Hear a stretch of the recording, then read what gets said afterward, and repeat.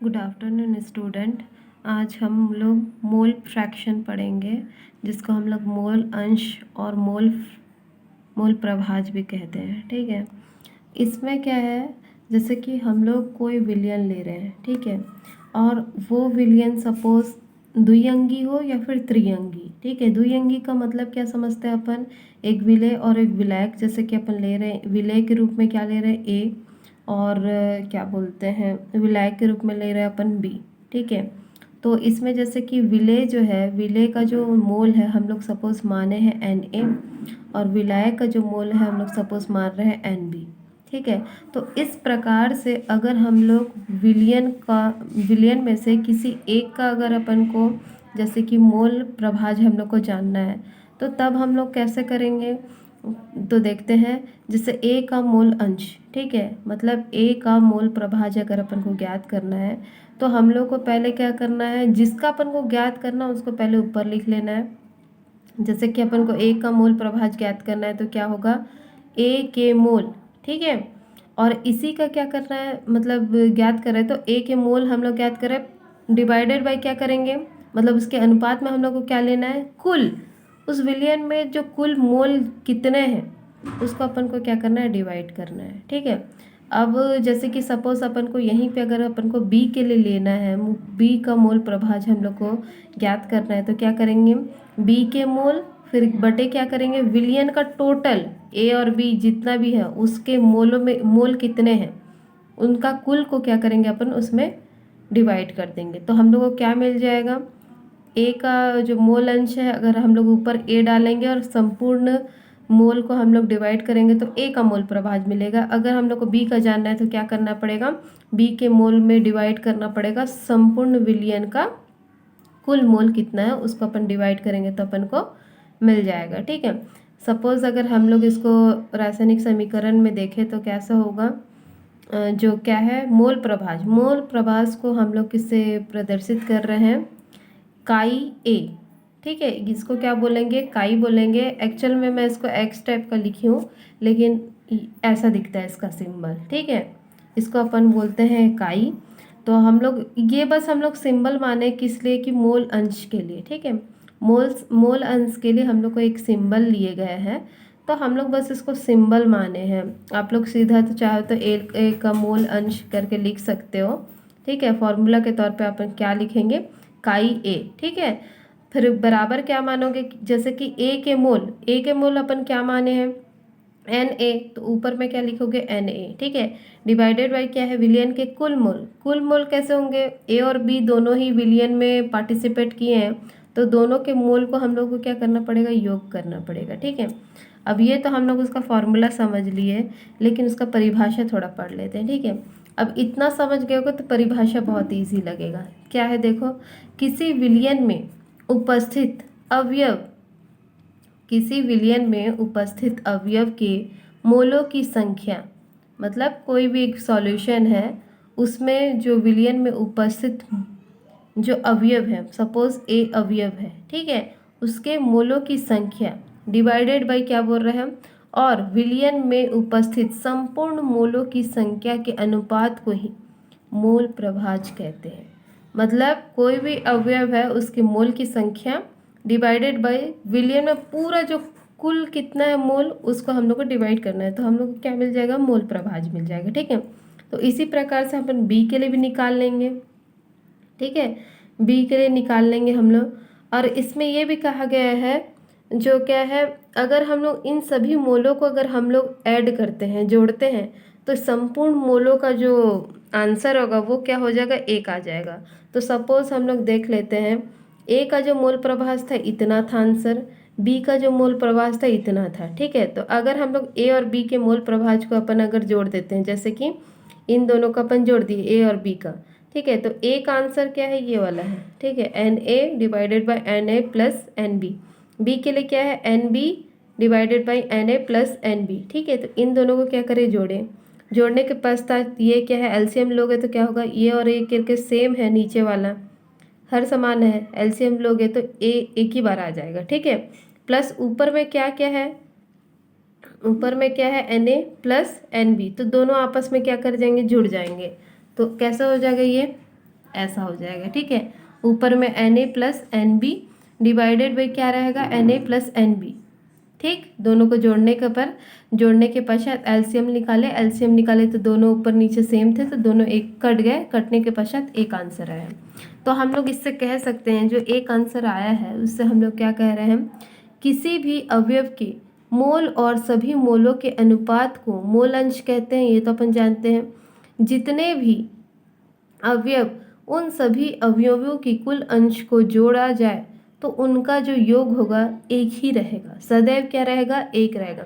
हम लोग कितने भी, अगर हम लोग ये तो द्विअंगी घटक लिए थे ना हम लोग, चाहे तो अगर हम लोग त्रिअंगी भी लेंगे तो यहाँ पे क्या आ जाएगा, यहाँ पे काई सी आ जाएगा। अब सी के लिए जब हम लोग करेंगे तो सबका जो एलसीएम होगा वो समान हो जाएगा, एलसीएम समान, ऊपर में तीनों आ जाएंगे तो तीनों कट जाएंगे, आंसर आएगा एक, ठीक है। तो इससे ये सिद्ध होता है कि अगर ये जो मोलों को अगर हम लोग अलग अलग घटकों के अगर हम लोग मोल को जोड़ते हैं तो उनका आंसर जो होगा सदैव एक आएगा, ठीक है। अब देखो हम लोग कल जो मैं बताई थी कि क्या बोलते हैं, कल मैं बताई थी मोललता के लिए मैं आप लोग को ये बताई थी कि मैं उसका न्यूमेरिकल क्वेश्चन कराऊंगी करके, है ना। तो मैं कल नहीं बता पाई थी तो आज बता रही हूँ। तो सपोज इसके बाद हम लोग मोल अंश के लिए भी न्यूमेरिकल क्वेश्चन करेंगे।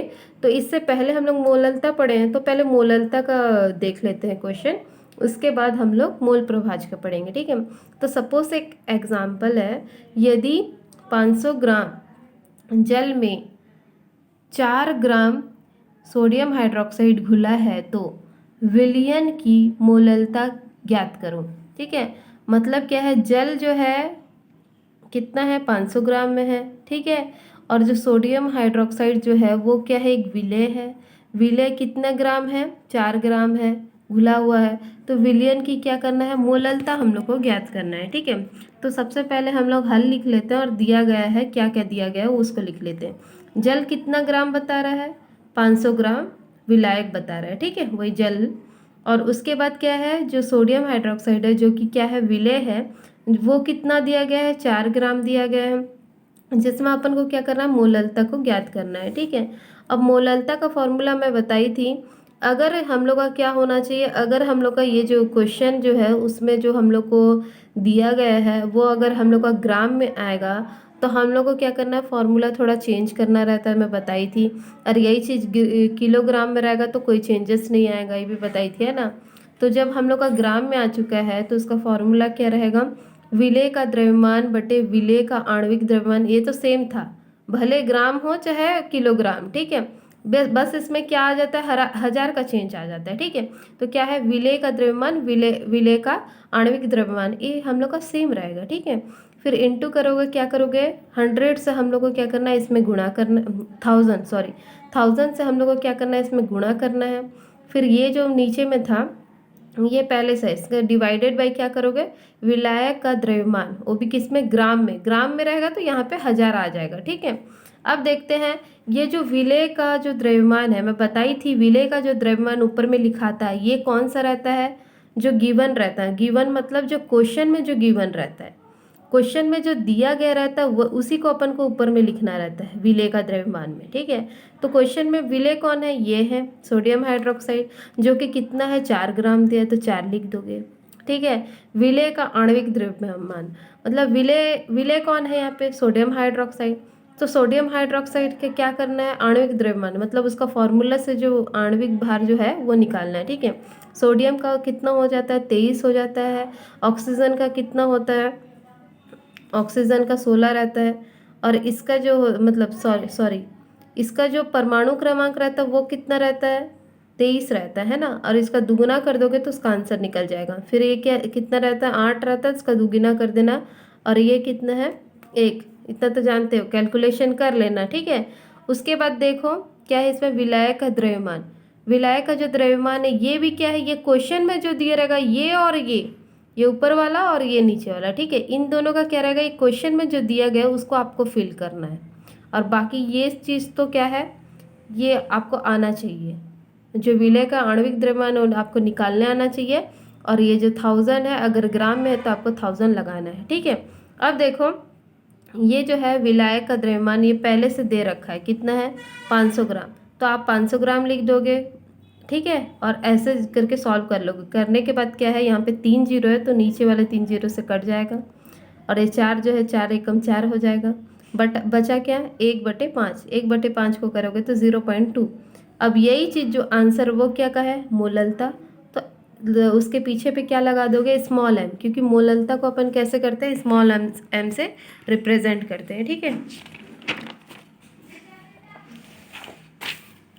और देखो यहाँ पे क्या है, सपोज सेकंड एग्जाम्पल, ठीक है। उस विलयन की मोललता ज्ञात करो जिसमें 250 ग्राम जल में 36 ग्राम ग्लूकोज उपस्थित है, ठीक है। तो कैसे करना है, तो विलेय जो क्या है वो ग्लूकोज है, और विलायक क्या दिया है, इसमें जल दिया गया है, ठीक है। तो दिया गया है कुछ चीज़, अब देख लो, ग्लूकोज का जो द्रव्यमान होता है वो कितना होता है, 36 ग्राम जो है, सॉरी, ग्लूकोज का जो द्रव्यमान है वो क्वेश्चन में दिया हुआ है, कितना है, 36 ग्राम है, ठीक है। ग्लूकोज का आणविक द्रव्यमान, पहले हम लोग को ग्लूकोज का फॉर्मूला पता होना चाहिए ना, तभी तो हम लोग आणविक द्रव्यमान निकाल पाएंगे। तो ग्लूकोज का फॉर्मूला होता है C6H12O6, ठीक है। तो कैसे होगा इसमें, इसमें ये रहेगा, सॉरी ये स्टेप नहीं लिखी हूँ मैं, तो इसमें क्या करना, 12, ठीक है। कार्बन का कितना होता है, 12 इंटू कितना है उपस्थित, उसमें 6 है उपस्थित, 6 कार्बन उपस्थित है, प्लस क्या कर लोगे, हाइड्रोजन का परमाणु भार कितना होता है, 1 होता है, परंतु हाइड्रोजन यहाँ पे 12 उपस्थित है, प्लस क्या कर लोगे, ऑक्सीजन कितना रहता है, उसका 16 रहता है, इंटू ऑक्सीजन यहाँ पे कितना प्रेजेंट है, 6 प्रेजेंट है, ठीक है। सबको गुणा करके अगर जोड़ दोगे तो आंसर कितना आ जाएगा आपका, 180 ग्राम, ठीक है। ये तो क्या है, आणविक द्रव्यमान है उसका, ठीक, किसका, विलेय का, और ये विलेय का क्वेश्चन में दिया गया हुआ द्रव्यमान है, ठीक है। अब इसके द्वारा आप लोग आधा भर ही सकते हो, मतलब फॉर्मूला में, ठीक है। अब जो जल का है, जल का जो द्रव्यमान वो कितना दिया है, 250 ग्राम दिया गया है, ठीक है, वो क्वेश्चन में दिया गया है, ठीक है। अब चाहे तो आप किलोग्राम में इसको चेंज भी कर सकते हो, अगर नहीं करना है तो नहीं भी कर सकते हो। जैसे देखो ग्राम है और इसको हम लोग को किलोग्राम में कन्वर्ट करना है, मतलब छोटे से हम लोग को बड़े दिशा में जाना है, तो हम लोग क्या करना पड़ेगा, क्योंकि जो जो ग्राम होता है वो कैसा होता है, मतलब 1000 होता है ना, 1 किलो में कितने ग्राम होते हैं, 1000 ग्राम होते हैं। तो हम लोग को क्या करना है, अगर ग्राम को किलोग्राम में बदलना है तो हम लोग को छोटे से बड़े की ओर जा रहे हैं, तो छोटे की बड़े से, मतलब छोटे दिशा से बड़े की ओर जाने से हम लोग को क्या करना रहता है, भाग देना पड़ता है। लेकिन बड़े से छोटी दिशा में आने के लिए हम लोग को गुणा करना रहता है, ठीक है। तो हम लोग क्या कर रहे हैं, ग्राम से किलोग्राम में जा रहे हैं, तो हम लोग को क्या करना पड़ेगा, भाग करना पड़ेगा। भाग करने पड़े मतलब 250 में 1000 को भाग करने पर इतना आएगा, 0.25 किलोग्राम आएगा, ठीक है। अब देख लेते हैं इसका फॉर्मूला। फॉर्मूला क्या है, मोललता बराबर क्या है, क्योंकि ये चीज़ क्या आ गया, किलोग्राम में है ना, तो हम लोग को ज़्यादा चेंज नहीं करना पड़ेगा। अगर ग्राम में रहेगा तो हम लोग को चेंज करना पड़ेगा, ठीक है। अब मोललता क्या है, बराबर क्या है, विलेय का भार बटे विलेय का आणविक भार, ठीक है, इंटू क्या है, विलेय का द्रव्यमान, किसमें, किलोग्राम में, क्योंकि किलोग्राम में अपन लिख रहे हैं, ठीक है। अब विलेय का भार क्या है, देखो विलेय का जो भार दिया गया है वो क्या है, इसमें जो दिया गया है वो क्या है, क्वेश्चन में ये वाला है, तो ये ऊपर में क्या लिखोगे, जो दिया गया है प्रश्न में उसको लिखना है, ठीक है। और जो क्या है, विलेय का आणविक द्रव्यमान, आणविक द्रव्यमान मतलब जो विलेय का आपको क्वेश्चन में दिया है उसको तो आप ऊपर में लिख दोगे, ठीक है। जो फॉर्मूला है उसमें क्या लिखा है, विलेय का भार, तो ये क्वेश्चन में दिया गया को आप लिख दोगे। अब विलेय का आणविक भार मतलब जो फॉर्मूला होगा विलेय का उसका आप निकालोगे आणविक भार, तो इस जगह पे आप रखोगे, ठीक है। प्लस फिर इंटू क्या है, ये विलेय का द्रव्यमान, ये कौन सा है, ये भी प्रश्न में जो दिया रहेगा उसको आपको लिखना है। तो विलेय का द्रव्यमान कितना दिया है अपन को, जल का 250 ग्राम दिया था, लेकिन हम लोग इसको किलोग्राम में कन्वर्ट किए, तो इसको अपन लिखना है, ठीक है। तो 36 क्या हो गया, जो विलेय का जो भार दिया था क्वेश्चन में उसको लिखे, विलेय का आणविक भार अभी हम लोग 180 निकाले थे उसको लिखे, और इंटू क्या कर दिए, ये विलायक का द्रव्यमान, जो कि हम लोग सॉल्व करके अपन निकाले, क्योंकि ग्राम को अपन किलोग्राम में कन्वर्ट किए। फिर इसमें क्या किया अपन, पहले दोनों को गुणा कर दिया नीचे वाले लोग को, अब इसको 36 से भाग दे दिए तो हम लोग क्या आ गया 0.8 स्मॉल एम मतलब क्या होगा, मोललता। ठीक है, तो इसको सॉल्व कर लेना। मैं और बहुत सारा क्वेश्चन सेंड करूँगी आप लोग को व्हाट्सएप में, तो आप लोग देख के उसको प्रिपेयर कर लेना, और जो चीज़ नहीं बनेगा तो बताना।